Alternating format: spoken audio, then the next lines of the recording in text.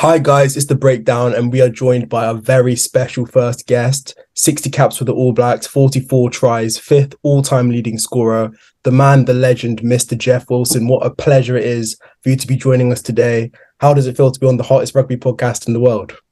Oh, it's competition on that. I'm not sure. Come on now. Man, it's great. It's awesome. It's great to chat to you guys. You guys did a fantastic job. You're talking about all the things that are relevant in the game. We're trying to do the same here in New Zealand with the stuff that we're doing. So, man, I'm pumped. I can't wait to get into it. Wherever you go, this is my job. I love doing it. You throw everything you've got at me. Perfect. So let's take it back to how did you play with your school career? How did it develop, and how did you develop into an All Black from the very start? It's a great question because I come from a little town called Invercargill, as south as it gets in New Zealand. And how did I grow up into rugby? Look, I mean, just like every other kid in New Zealand, nothing changes. It was cricket and rugby. That's the way the summers and winters played out. I played a lot of basketball as well, the athletics. When you come from a small town, you get the opportunity to do everything you want to do and need to do, right? So, I mean, it was a great place to grow up. And rugby, I won't lie to you, rugby sort of, you never think you'll ever be an All Black. I mean, let's be honest. I mean, there's only, at that point, I think there might have only been about, I'm growing up, 900 of them, So that's not a lot, the percentage of guys that have played rugby. So, look, when I was growing up, I always thought I'd be a cricketer. And that's the reality. I thought that's what I'd do. Thought that's where I'd play. If I'd played professional sport or played sport for a living, it'd be as a cricketer. So rugby sort of happened, and it was a school that was it wasn't a boys' school, it wasn't a private school. It was just a co-ed school in Invercargill, and my dad was a rugby coach and played rugby when he was younger, and so I learned everything I sort of knew off him. And I had an older brother that was 4 years older than me, so as most kids do, you get into competing against each other, and we did that. So, look, doors opened. Timing's everything for most sports people and athletes. And for me, there was just a number of things that fell in place at the right time with the right coaches. And then, an All Black coach decides it's time to give you a chance to play for the All Blacks. Yeah. Going towards the All Blacks conversation, what does it mean to do the haka, really? What does it mean to you personally about the haka? Well, the interesting thing about the haka is that you want to be as prepared as you can for the first time you get to do it. And the All Blacks and their use of the haka and performance of the haka, probably in the late 80s when Buck Shelford became an All Black, all of a sudden it took a new form and shape where there was a new expectation about how you would deliver this challenge. And so all of a sudden, it became essentially more serious. It became a point where everyone had to deliver it to a certain standard. So I was probably at the right age to recognize and understand exactly how important it was. And then you think about, look, I won't lie to you. I practiced the national anthem and the haka in the shower.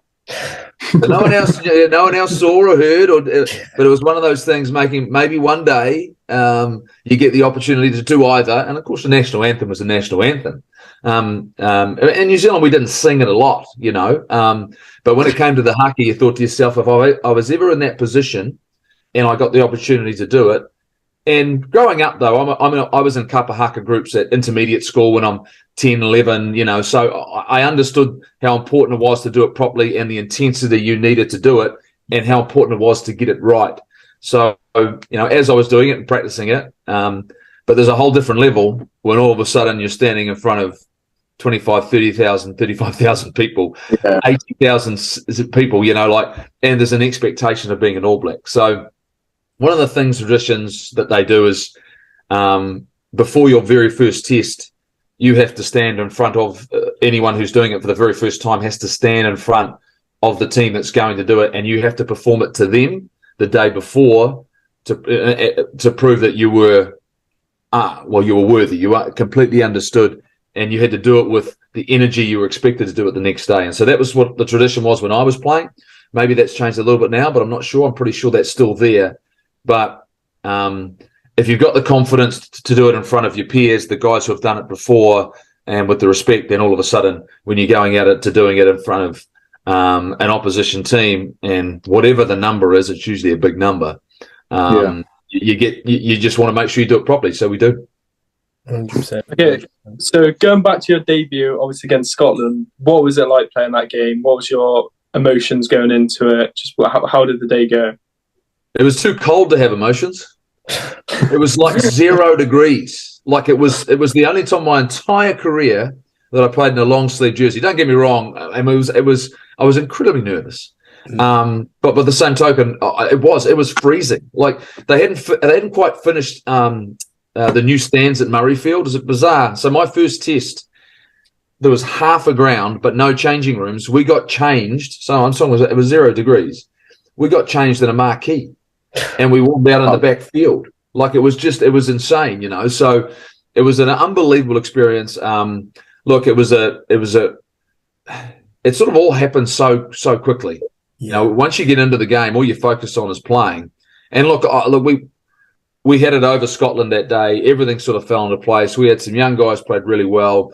You know, presented me with some good opportunities, some great opportunities, and it was a dream come true, right? You know, 3 tries, you know, kick a conversion, and look, it was one thing that you never get to do more than once, you know. So once you've experienced it, you're going, right, what's next?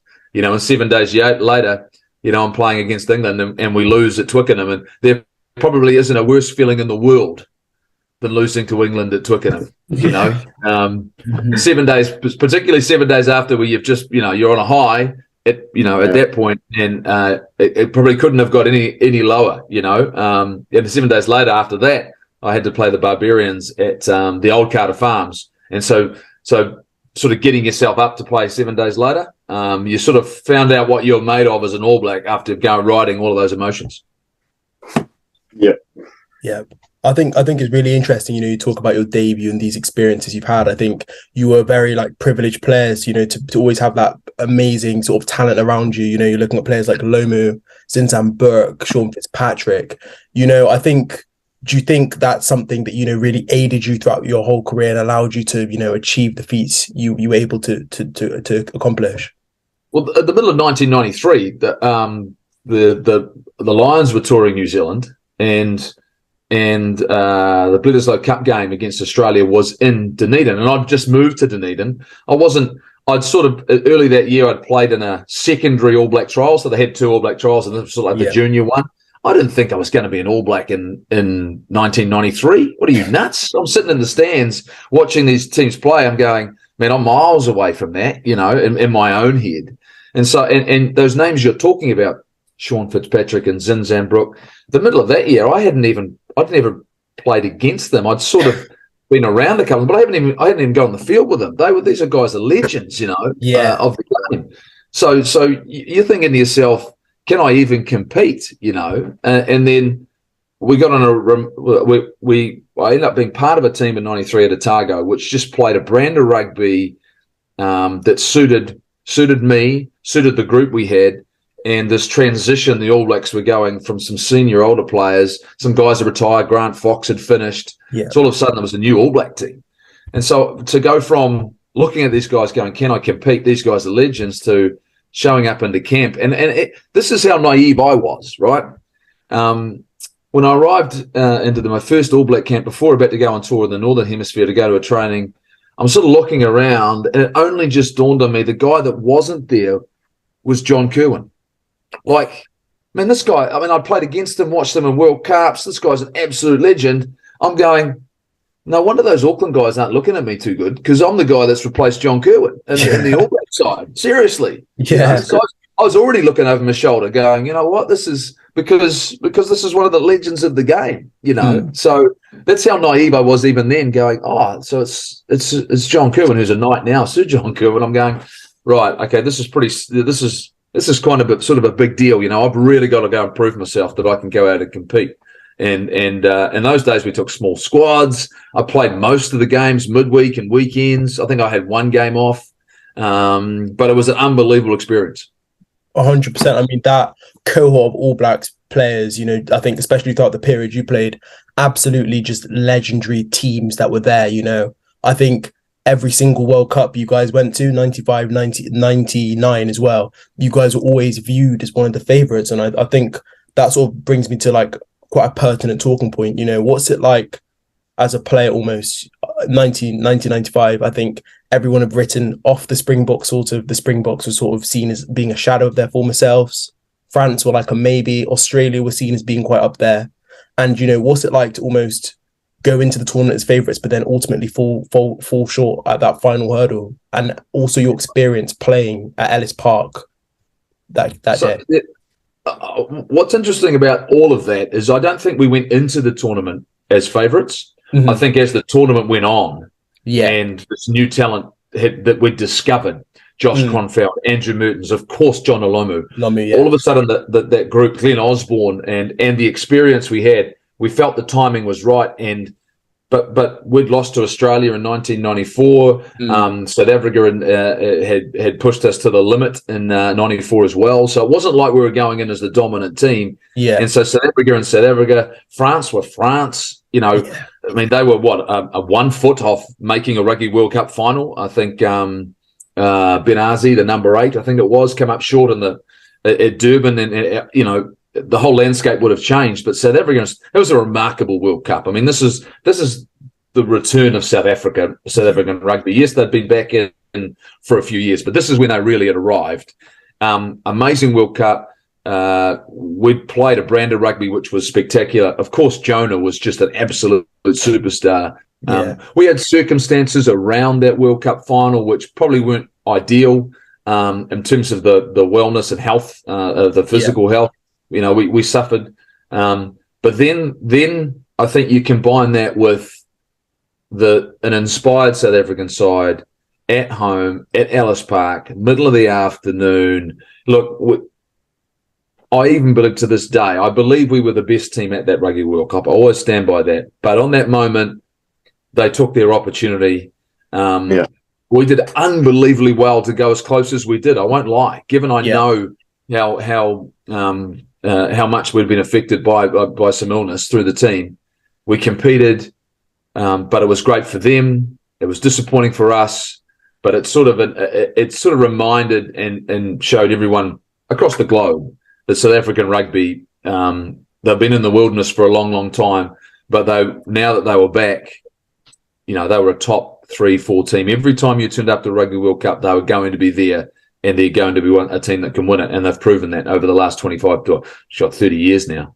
Well, yeah, I think it's everything you're saying is just so interesting. I think that sort of goes to show the magic of the World Cup. Even a team that's, seemed to be the favourites, the magic we all know the politics behind everything that was going behind, how a nation was united in that almost, I think, willed South Africa over the line, cheered behind their whole nation. I think is just absolutely wonderful. Something from a Hollywood movie, it's just incredible.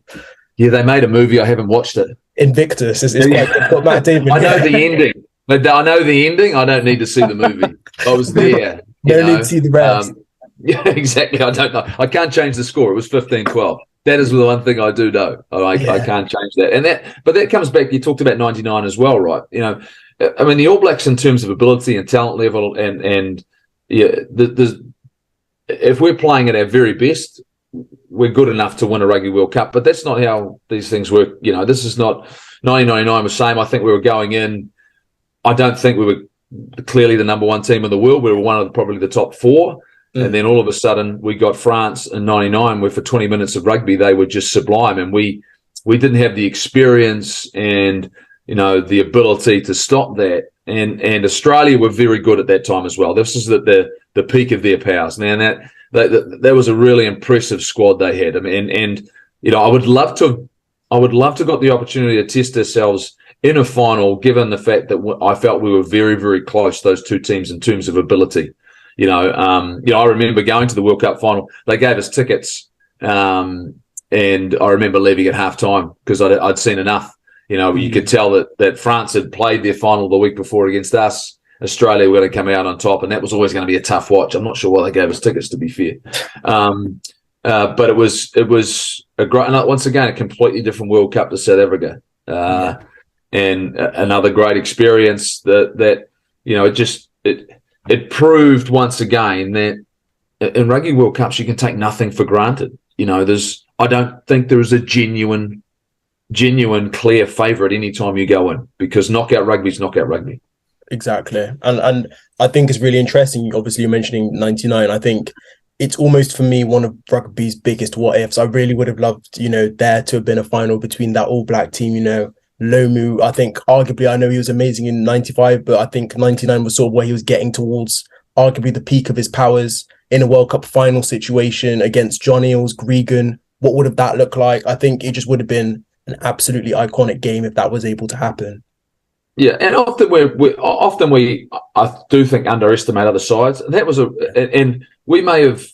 I mean, earlier on that season, we walloped France here in New Zealand, but they don't tour that well very often. It wasn't a full strength team, and they're that sort of side, and we've seen it. Their records in Rugby World Cups is strong. They may not have managed to win one, but they've been there. They've experienced finals. They've shown that they've got that ability when they get it right. And clearly, what we know right now is expectations are later on this year that they're going to be there.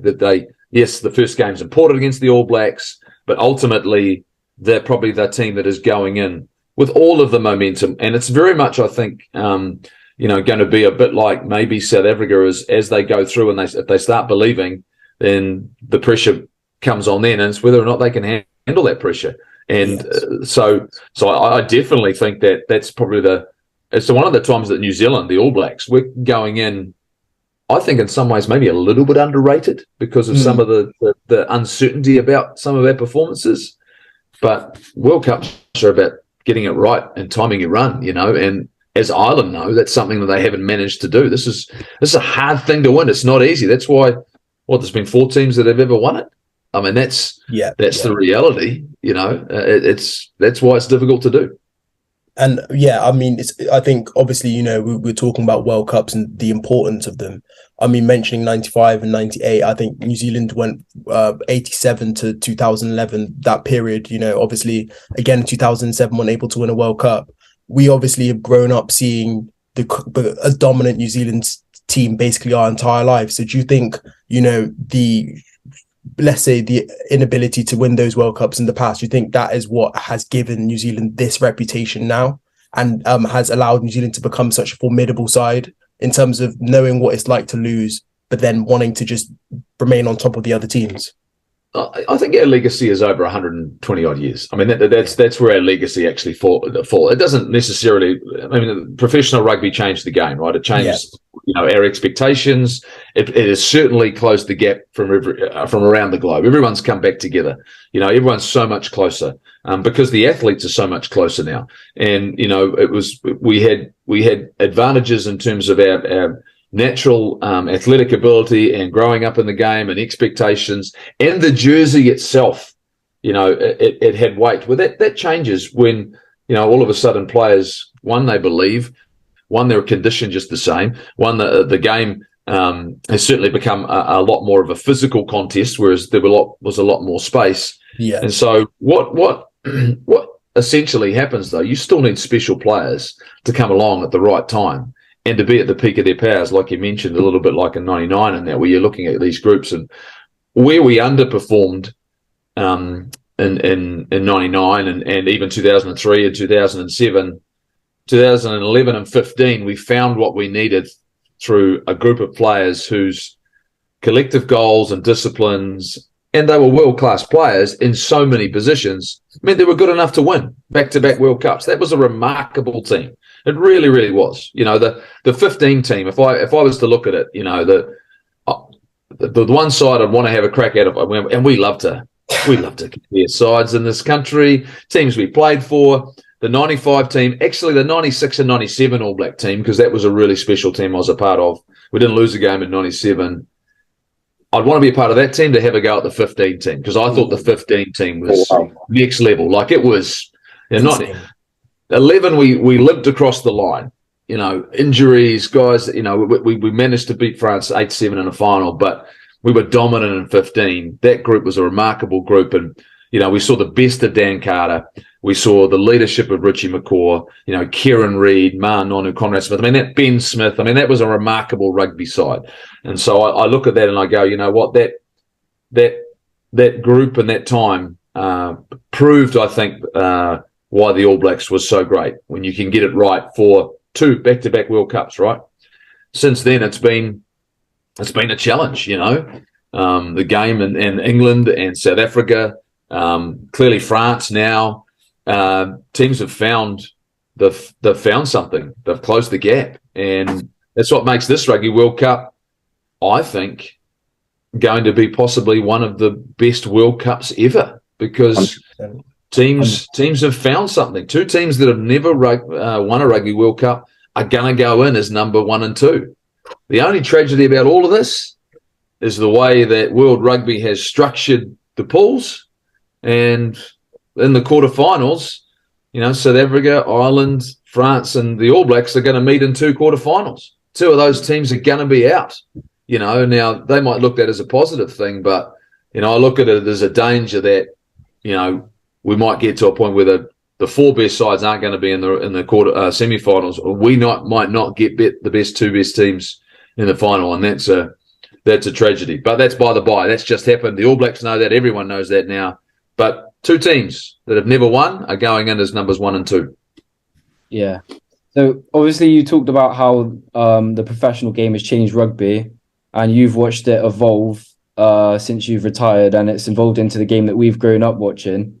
And one question we get a lot in the comments is about whether older players would still be as effective in this generation, what with rugby evolving. I just want to get your thoughts on that.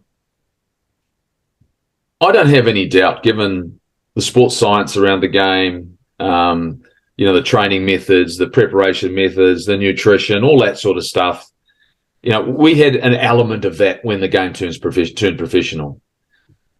I know the quality of these athletes you're talking about and their abilities. I have no doubt, given all of the resource and support and the opportunity to play the way the game is played, I have no doubt that 95% of these players would have been able to transition into the game that's being played now. Now, the difference could be, though, would they want to play this game the way the game is played now? Because it is brutal.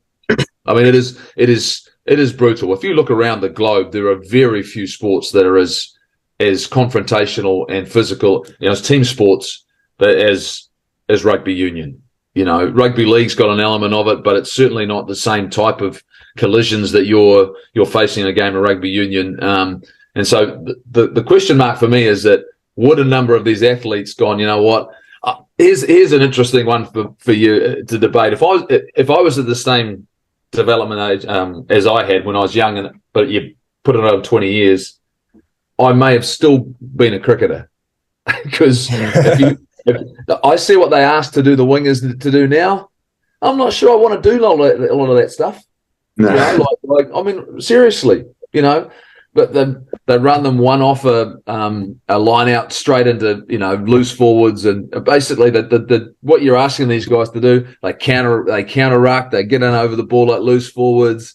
I'm not sure that was in my DNA. I genuinely think that it certainly takes a different mentality to play the game, but I have no doubt. I say that a little bit in jest, but by the same token, it is a slightly different game now. It's a vastly different game in terms of the number of collisions. Look, when I started, you'd probably see, I don't know, max in a game in 80 minutes of rugby, 5 to 6 big hits in terms of collisions, like tackles.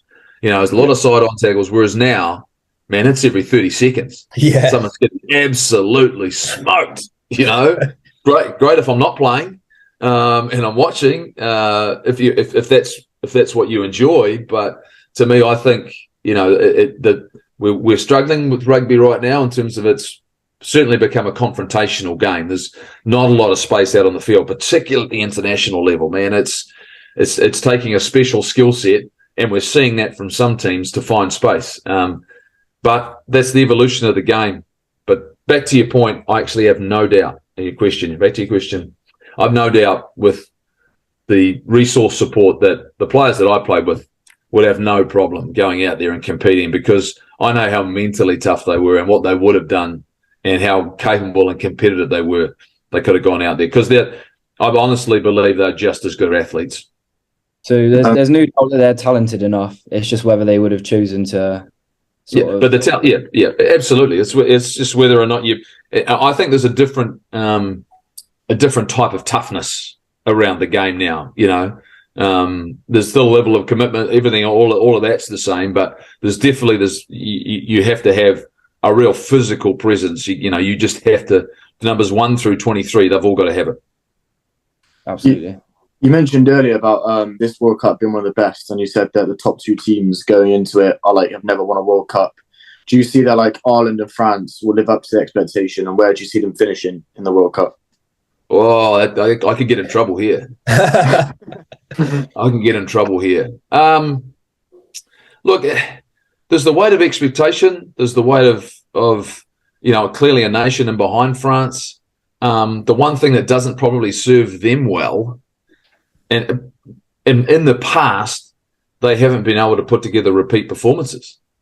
This is a different group, though. I mean, this is a France I've never seen. This is a France I've never seen. Is that every week they might not be at the peak of their powers, but they find ways to win in the games that they're not playing great. Yeah. And then the games they're playing great, they blow teams out like they did against England at Twickenham. Right? They've got an ability to score tries in a multitude of ways, and they scored it every way. They've discovered the right coaching group, which clearly cares about their players. They've got a young group of players who are showing more resilience, and when they get under pressure. So I think they're the team that probably has the versatility in their game and their adaptability to be the clear favourite. Ireland, on the other hand, are just. I just think that the little step behind, and I think everyone's seen now how they're going to play. I think we know how they're going to play. I don't think they have the same adaptability. They've become great at what they are doing. But the other side of their game is the fact that they're a real, I don't think they're a come from behind team. I think they're a front running team. And when they get their momentum, up, they're going to be really, really tough if they get out in front of you early. So I still think the bigger challenge is for Ireland than it is for France. I think France, his confidence levels are sky high. And they'll be interesting though, because they've got the All Blacks in the very first game, right? Yeah. So if they lost that first game, what does that do for their confidence? Because, and I definitely think the All Blacks are capable of going in to that first game of the Rugby World Cup and winning. I have no doubt about that. I really like the way the group ended up tracking towards the end of last year when they were on top of their game. And I think they've got some key guys to come back into their squad, the All Blacks, which will give them a little bit better depth. So maybe they might finish some games a little bit stronger. I would say for me, just one thing that edges France above the rest is that they can win rugby games in more than one way. But I think I can't see a lot of other teams, like obviously New Zealand have found something that works, but I feel like they've got maybe 1-2 ways of winning games, which France have 5-6. Yeah, you're so right. That's probably the one area, and this is why you guys know your game and you know rugby, because you can see that and read that. That's a question mark I have about the All Blacks right now. That great era, 11 through 17, probably was 9 through 17 with the All Blacks. We could adapt our game on the opposition, and we could do whatever it took. We had to beat South Africa in the semi in 15, and we had to tighten up. We had to be incredibly disciplined. It was always going to be, the margins are very, very small. That's the challenge for this All Black team, is that I agree. When we're running and rolling, we can score some tries really, really quickly. But by the same token, we can lose momentum, and we can all of a sudden get ourselves, we're ill-disciplined, we give away territory, we put ourselves in a position where we're relying on our forward pack to outmuscle the opposition. And that's where, other teams have probably got a little bit of, not an advantage, but they've got the ability to put us under pressure in key moments. So you are bang on, is that France have that. They're a remarkable side. They really are. They're fun to. I love watching them play. I mean, they make such great decisions. They're seeing space. They recognise opportunities, and they've got the skill set to take advantage of that. Yeah. Jeff, just as a Springbok fan, well, I'm a Springbok fan because my dad and my family support Springbok fans. How do you see us doing in the World Cup? Is it going to be number 4? Do we finally go over you guys and most World Cups of all time? What do we reckon is going to happen for the Springboks? The Springboks are the Springboks. We know exactly what's going to show up. I mean, it has never changed at any Rugby World Cup. There's had the odd one where they haven't been at the top of their game and they probably haven't had the depth. But this is once again a team that's going to have their opportunities will fall with I think Andre Pollard. If he's out on the park at first 5 for them, they're a different team. They're a different team. When he's not there, it's like he's their talisman. He's the guy that when you got a world class first 5. He'll be the player that can inspire them to greatness, and that's the key thing about the Springboks. It doesn't take much for them to be inspired to greatness. Yeah. And when they start believing, look out.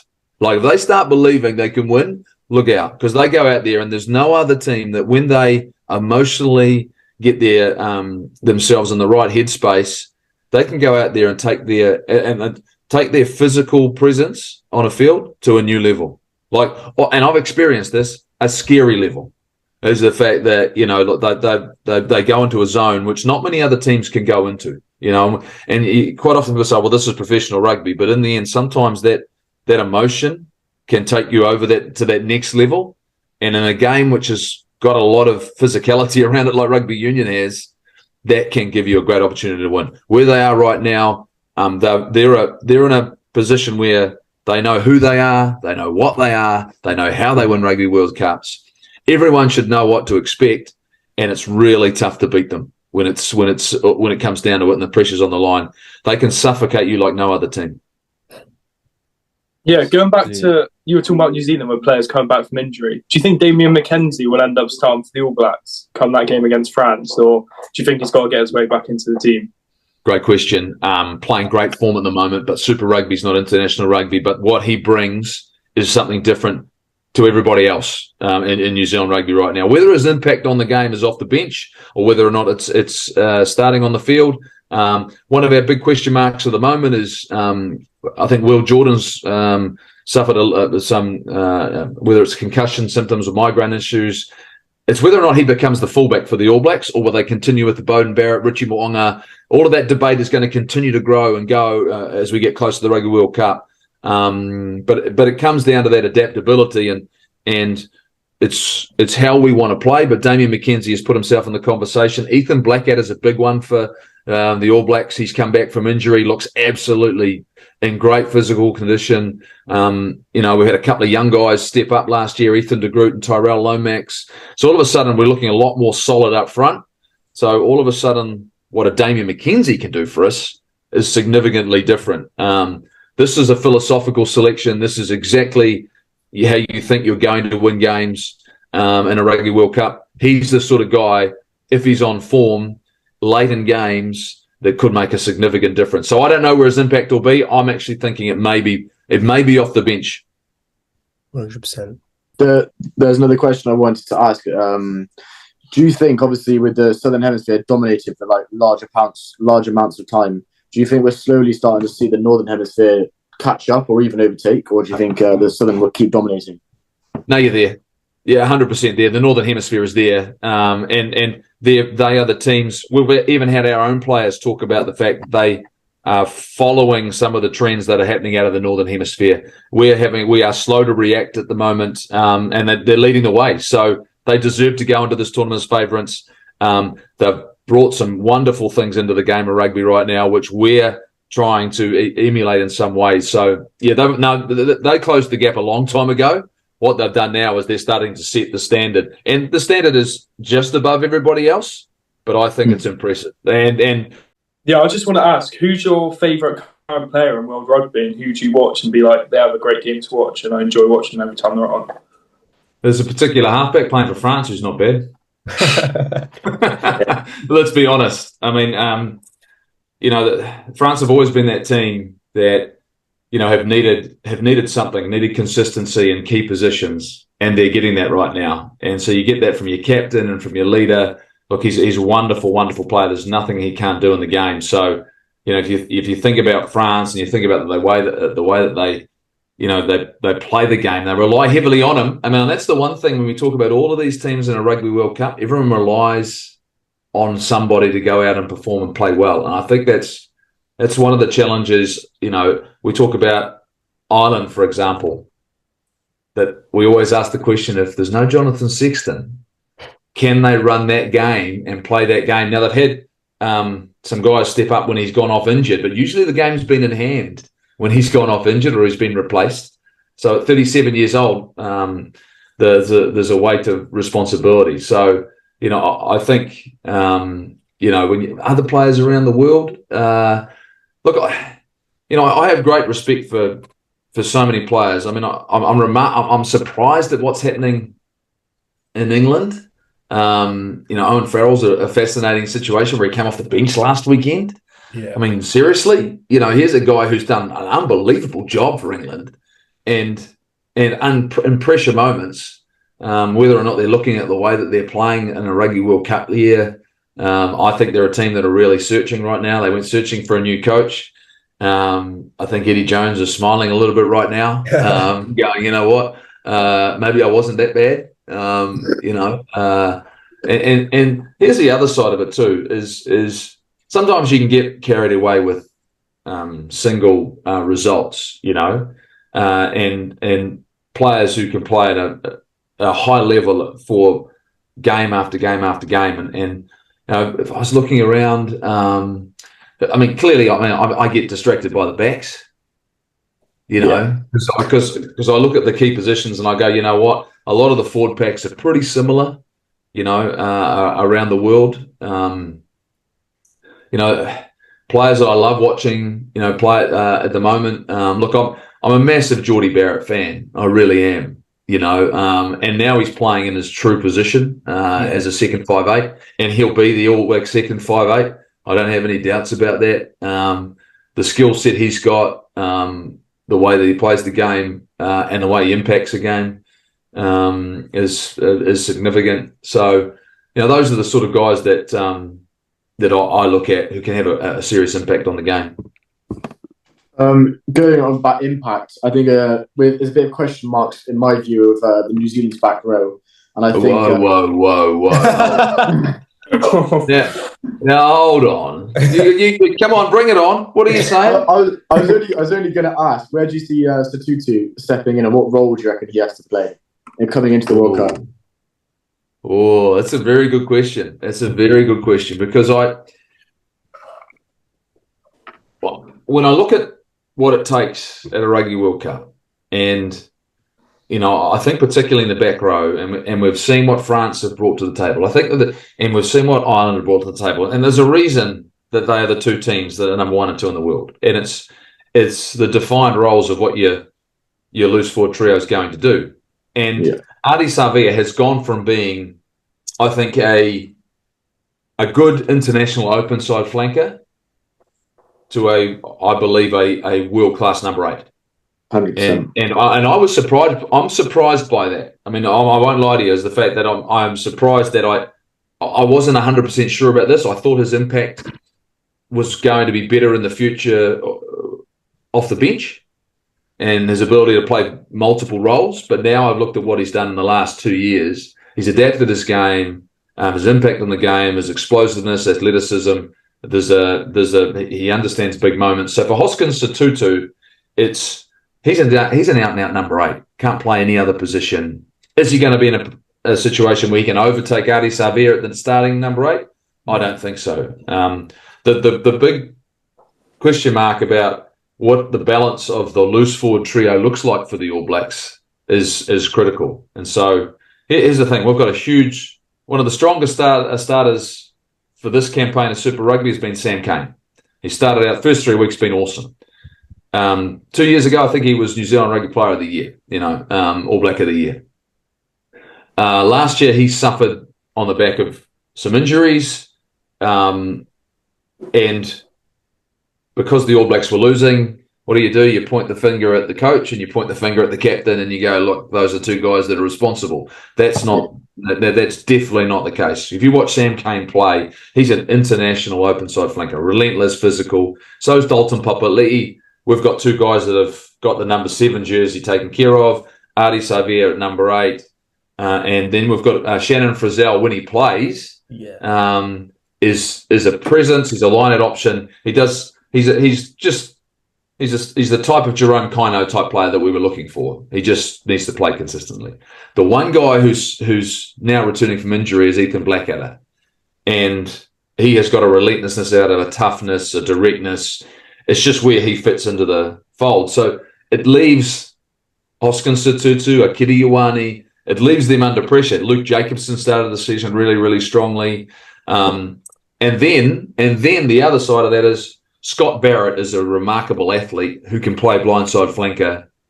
And it's whether or not how you see Brodie Retallick and Sam Whitelock. So there's a whole lot of flow-on effect of all of these guys who play multiple positions that puts pressure on Hoskins Sotutu. Because if you're like the head coach, which is your balance? If you're going into the World Cup, who are you picking at 6, 7, and 8? Who am I picking to start? Yeah, I'm picking Shannon Frizzell, I'm picking Adi Xavier, and I'm picking Sam Cane. Now the Sam Cane one though is pure and simply on form with Dalton Papali'i. That's one or the other. The benefit of Dalton is he has got some versatility in his game, can play at blindside flanker. But whether or not you necessarily need that, but I just see that as a straight head-to-head. Who's just playing that slightly better on the in form, but there's nothing between those. But I think the other two for me stand out, and I would have greater impact off the bench. But it depends who I'm playing, because if I'm playing South Africa, I might move Scott Barrett to blindside flanker because he can do whatever he can play that role, and Brodie Retallick starts with Sam Whitelock. So that comes down to what you have. I mean, if you started thinking about having an Ethan Blackadder and a Brodie Retallick, for example, coming off the bench, that gives us something in the last 20 in terms of physicality, directness, versatility, and you can move Scott Barrett around. So that would be, you and I we could all probably pick, I'd say 28 to 30 of the All Black squad for this Rugby World Cup if everyone was fit right now, just on what we've seen over the last 3 years. I don't think there's not too many players that can come out of left field and force their way into the All Blacks. Yeah, I just think so. As you highlighted Dupont earlier, he's been a player that we've spoken about a lot recently, obviously with his performances and how well he's getting on. I've gone an extra level and said to these guys that I think he could retire as probably the best player of all time when everything is said and done. Do you think that's a possibility for him? How long do you think he has to play at the level for to get to that, to get elevated to the GOAT? Because you're talking about the GOAT here, you know. I mean, and the one thing I'll always do is I think we'll qualify this conversation in the modern era since the start of professionalism, because professional players have been given the opportunities and resource and support that the players before had never had. We'll always argue in New Zealand that Sir Michael Jones was one of the, if not one of the greatest players ever to play the game. But he never had the same level of support that the modern player gets. So, I mean, how many years back to back, then all of a sudden it gets elevated to that level? I think if you look at what Johnny Sexton's doing right now, obviously he's not in his peak physical condition. He's still in a good condition for someone of his age, but I think Dupont can do a very similar thing, because Sexton isn't using his physicality or how he is as an athlete. He's using his IQ, his skill set, his leadership, and these are all traits that I see in Dupont almost to a different level. So I think he could probably dominate until a similar age to Sexton. And here's the thing, you're right. If he dominates for a period of time, and that's the thing with Jonathan Sexton, you sit there and go, I'm not sure Jonathan Sexton can orchestrate a win. DuPont can win a game on his own.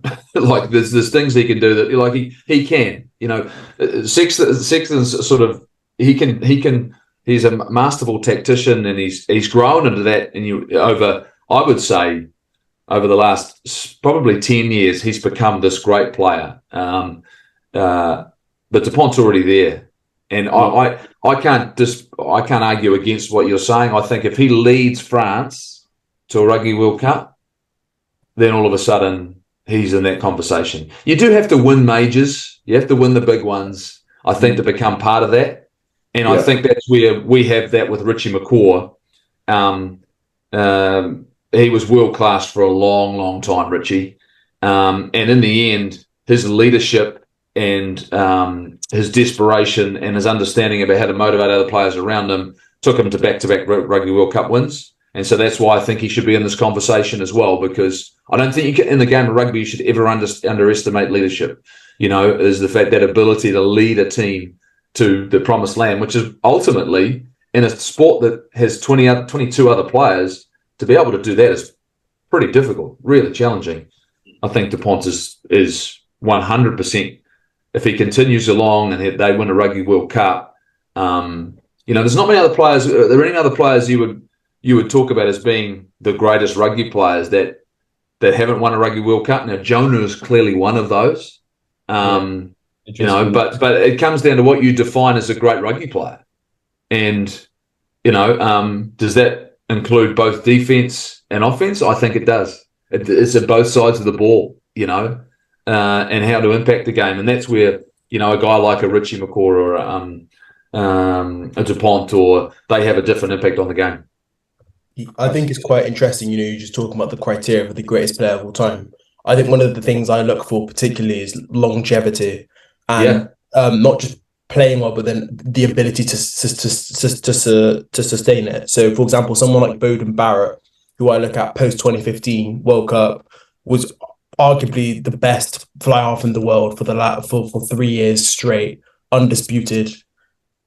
But for me, it's more so how long can somebody continue that form for, like as opposed to a peak, if that makes sense. Or that's sort of how I would personally judge the greatest rugby player of all time. So when looking at DuPont, if DuPont can almost continue what he's doing now throughout the entirety of his career, I think the only other scrum half you could put in a conversation with him in terms of consistency could be Aaron Smith, absolutely, Gareth Edwards. Maybe a used Van der Westerhuizen, but that's what he enters that conversation, I think.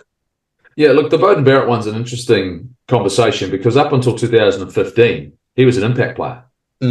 Like he was the best impact player in world rugby. That's what he was. I mean, he'd come on with 20, 25 minutes to go. They'd make a subtle adjustment. Ben Smith would go from fullback to wing, and then Beauden would come on at fullback, and he would then dominate from the backfield.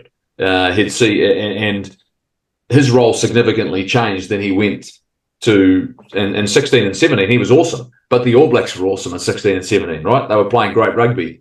Now his impact on the game, and you still rely heavily on the players around you to show your greatness. There's been some inconsistency in the All Blacks, and of course COVID hit, and so all of this changed. And then Richie Mo'unga was showing unbelievable form in Super Rugby, and so it was sort of almost like you needed to find out. Well, the only way you could find out was by moving Beauden Barrett out of that 10 position, and that is the biggest question that we still have in this country, is about who should be starting at first five.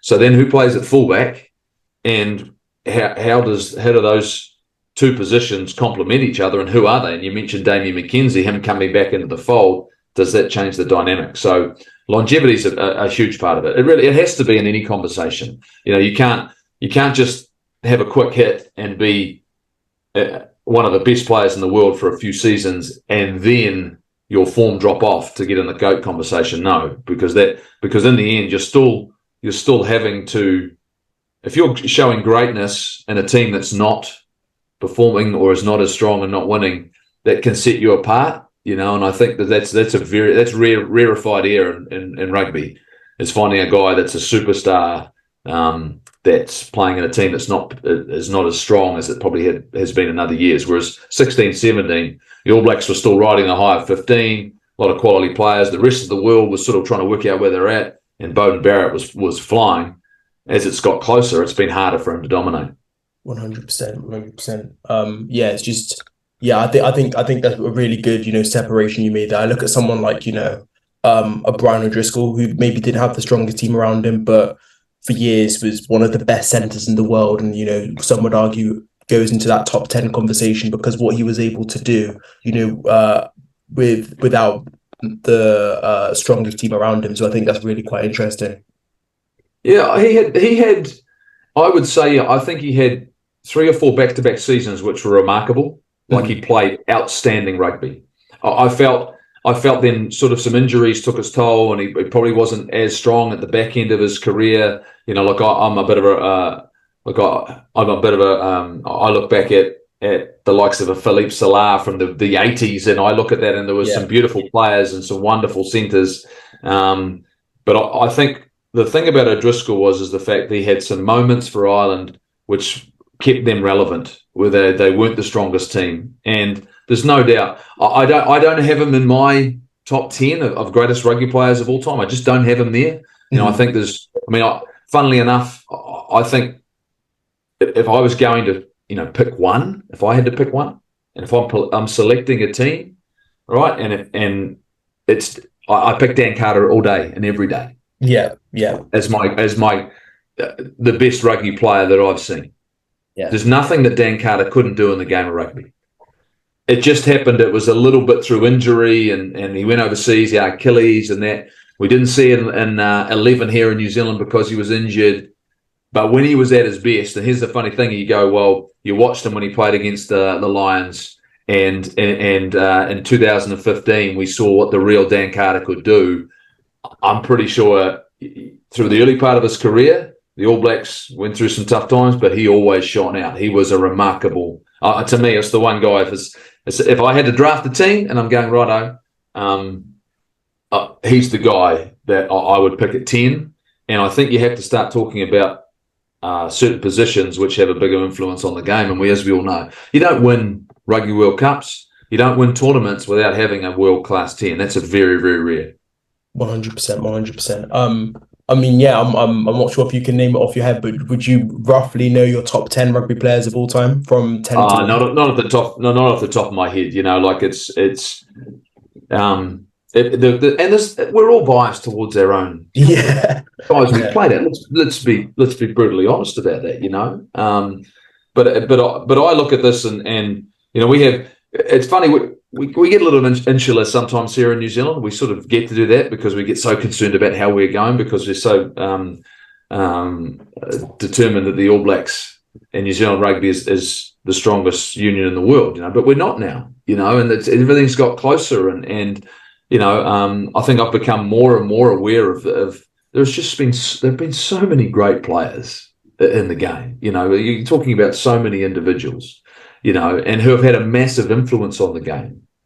And my old mate, I think about my old mate George Gregan. You talk about longevity, and when Australia and we're at the peak through 1996 through until the early 2000s, 2003 when they lost that Rugby World Cup. But they were a remarkable player through there. Played over 140 Test matches for his country.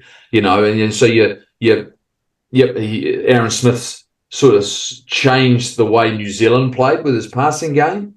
But some of the creativity that George brought into the game for Australia was remarkable. But then I go back and there's an era before, and David Campese and what he did playing for Australia. Then you've got a Johnny Wilkinson and what he did for England and how he motivated them and led them to a group of to success. That to me is the conversations then don't really go on who is the greatest rugby player of all time, because you've got different elements and you start looking at forwards that have had, a huge impact on the game. Now, Francois Pienaar for South Africa was only there for a very, very brief time. How much of a significant difference did he make? But, I think every country and every team has had players over a course of time which have had such an impact. But the greatest of all time comes down to I think when you sit down, there would be the number of players you're talking about would actually be pretty small, and that's why DuPont's one of those guys that if he leads into a Rugby World Cup, his last 3 years have just been that good. Yeah. You start going, well, irrelevant whether or not longevity comes into it, his last 3 years and how good he can play the game in the current environment tells you, he is one of the great players. You'd like longevity to be a part of it, but I tell you what he's doing and showing right now is pretty special. And we should enjoy it because you just shouldn't take these things for granted. Yeah, I think a burning question is what I would like to know is who would you say will be crowned the champions of the world come this World Cup? If you had to name one team that are going to go and win it, who would you reckon it would be? If I had to, so it's. I'm not going to say anybody other than the All Blacks, am I? I mean, you guys are going to put this out, and then all of a sudden the word will get out that I'm picking somebody else. I think the team with the best chance to win this Rugby World Cup is clearly France. Yeah. The best chance. They go in, so I'll go on percentages. There you go. So they're the favourites. They're the clear favourites. They're 2-1 to me. They're the team that 2-1, 50%. I'm giving them 50% of the wagon. I think the next best team, I honestly believe, is the All Blacks, because I believe if we get through the quarterfinal, we would have done what we needed to do to give ourselves, one, the belief. We would have found the way we needed to play. We would have eliminated one of the major threats in the competition, whoever that may be, whether it's going to be South Africa or Ireland. And then you are just 2 games of winning away from a Rugby World Cup. And I believe then the crossover would be quite strong in the semi-final. We would get, it'll be one of, whether it's England, Australia, whoever's going to be on the other side. That presents us with a massive opportunity. So to me, I look at it from that perspective and I go, look, France are the clear favourites, and they should be, and they will be the toughest to beat. I think then the All Blacks are the next best team, who will be the next best team in the competition. And that's why I believe that the quarterfinals are going to be critical, to who goes on and wins it, just through belief and what it means for later on in the tournament. Because generally what happens in Rugby World Cups, it's about, you need to win 3 big games, right? That's all Rugby World Cups are about. I mean, the top teams will always make the quarters. You've got to win 3 big games, and how those draws fall for you, and it was a challenge for us in Japan because of the way it fell. The way it fell is we had to go through France, and then we had to go through England. And England were that team that they knew they had a way that they could put us under pressure. And then to go on and win it, we had to go through South Africa. And that's not an easy road. So those are, to me, I think France they should be favourites. They've got the best chance. I think we're the next best cab off the rank. I think it's interesting how you mentioned pressure, because the main thing for me in the 2019 World Cup was how all the pressure was on New Zealand. England almost seemed relaxed in the build up to the game, and obviously they managed to win it. But then they had the complete opposite the other time when they've just so coming up against South Africa, they've just won historically against New Zealand. Now all the pressure's on them. So the way that pressure sways in the middle of a World Cup, I think, is a huge sort of outcome. So I'll give you this analogy, is that quite often a professional golfer will go out there and shoot a 62. They never shoot 62 the next day. You watch them, they never go out and shoot low again the next day. No one does it. They just don't do it. No one goes out there and carves it up right and can then, it's how you deal with that next challenge. And that's where England fell over. They played their final the week before, and so it's how you deal with that. And that's why it's so critical, is that we did it in 2015 when we had to play South Africa. By getting through South Africa, Australia was an easier proposition in the final. It just suited us better. It was just an easier run through. Doing those 3 in a row, so many teams have fallen over at that point. That's where Wales fell over in 2019. They got to South Africa and they weren't there. They weren't good enough. They won their big game the week before to get into that. And so that's what pressure does. And the All Blacks, we've seen it. We've done it ourselves. Look, we almost didn't get it done in 11. I mean, we were clearly a better team than France, in that Rugby World Cup. I mean, they've been all over the show. They've been at war with their coaches. There've been a revolt. They play, I think players almost went on strike in the middle of a World Cup, and then they managed to find their way into a we played our big game in the semi-final against Australia at Eden Park. Like we were, and then we got to France and we limped over the line, and that's what separates. That's the fine line, right? That's the margins you're talking about. Definitely. I mean, we was just so, thank you for joining us here. We're just, honestly, I think for a podcast that's only been up and running for 2 months, to have an All Black legend, willing to, spend his time and come and talk to us, it's honestly really humbling. It's been a pleasure. I mean, I could talk about this all day. I mean, I love this stuff, I mean, I love the game. There's so much to debate and discuss, and there's no doubt that the game itself is going through some challenges, right? But when you look at the international stage and what France is going to provide, it's going to be one of the great Rugby World Cups, And as much as we can talk about all these other things going on and behind the scenes, and you talk about Super Rugby, but every conversation now this year and the next, we've got 6 months to go, 5 months to go. Man, I can't wait. Yeah. Oh, man, I can only imagine what I'm saying in 5 months' time. When everyone's finally getting there and getting to that point. Guys, it's been an absolute pleasure. I've got to fly. I'm going to head to the airport, get myself out there and get back to work. Thank you so much for joining us. Thank you. We really Thank you very much. Guys, take it easy. See ya. Thank you very much. Thank you. Bye.